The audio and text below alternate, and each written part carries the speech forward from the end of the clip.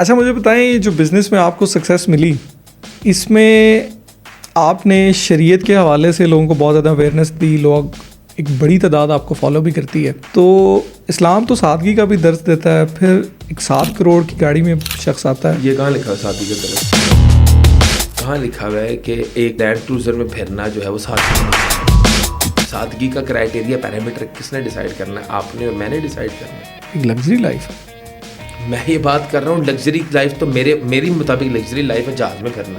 Private jet is luxury for me. Next target ہے آپ کا؟ میں کہہ رہا ہوں نیکسٹ ہو یا اس سے نیکسٹ, لیکن فار می لگژری ڈیفائن ہے نا.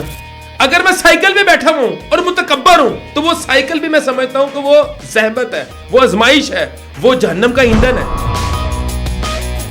تو یہ آپ ڈیفائن لگژری کو اس طرح نہیں کر سکتے. جتنی مرضی اللہ تعالیٰ نے آپ کو لگژریز دی ہوئی ہے, اگر آپ اللہ تعالیٰ کے سبمسو ہیں, اللہ کی ذات کے جھک رہے ہیں, اللہ کو خالق مالک رازق مان رہے ہیں, اللہ کی مخلوق کے ساتھ رحم معاملات کر رہے ہیں, اگر آپ کہتے ہیں تکبر نہیں ہے, کینہ نہیں ہے, حسد نہیں ہے, بغض نہیں ہے, تب اللہ تعالیٰ آپ سے راضی ہے. میری سواری میری نیڈ ہے. میں نے سائٹوں پہ جانا ہوتا ہے, میں نے کھڈوں میں جانا ہوتا ہے, میں نے ایسی جگہ پہ جانا ہوتا ہے جہاں پہ مجھے بڑی گاڑی کی نیڈ ہے. کہاں سے لیجیے؟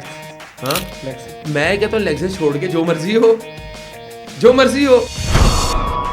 نبی کریم صلی اللہ علیہ وسلم نے بہترین سواری رکھنے کا حکم نہیں دیا. نہیں ماما بنعمت ربک فحدث, اپنی نعمتوں کا تذکرہ کرو جو اللہ تعالیٰ نے تمہیں عطا کی ہیں. آپ کو میں بات بتاؤں کہ سادگی کس میں مانے, عاجز رہو, ارد گرد کا خیال رکھو. یہ جو مال اللہ تعالیٰ نے عطا کیا یہ ہمارا مال نہیں ہے, اس کا حساب ہونا.